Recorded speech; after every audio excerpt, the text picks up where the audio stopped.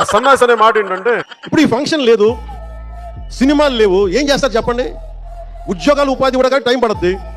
కనీసం సినిమాకి వెళ్ళి చొక్కా తీసుకొని అరవకపోతే, బైకులు తీసుకునేవి సైలెన్సర్ దాన్ని ఆ యాక్సిడెంట్ పెంచకపోతే ఎనర్జీ ఎటు వెళ్తుంది? ముఖ్యంగా ఆంధ్రప్రదేశ్ యువతకి, మీరు ఇంతమంది యువతను చూస్తూ ఉన్నారు, వీళ్ళకి స్టంట్ స్కూల్స్ పెట్టండి. మామూలు బైక్ వేసుకుని తిరుగుతూ ఉంటారు, గోల్ చేస్తూ ఉంటారు. రాయలసీమలోనూ మా కడపలోనూ మనల్ని ఎవడు రాయలేదు. ఎక్కడో చోట ఒక 2-3 స్టంట్ స్కూల్స్ పెట్టండి. సరిగ్గా నేను నుంచున్న ఈ స్పాట్లోనే బైక్ ప్రమాదం జరిగిందని, ఏదైతే కర్నూలు బస్సు ప్రమాదానికి సంబంధించినటువంటి ముందుగా బైక్ ప్రమాదం జరిగింది, ఆ తర్వాత బస్సు ప్రమాదం జరిగిందని చెప్తున్నారు. ఇక్కడే బస్సు ఢీకొట్టడం కంటే ముందే శివశంకర్ స్కిడ్ అయి బండి మీద నుంచి పడి మరణించాడు.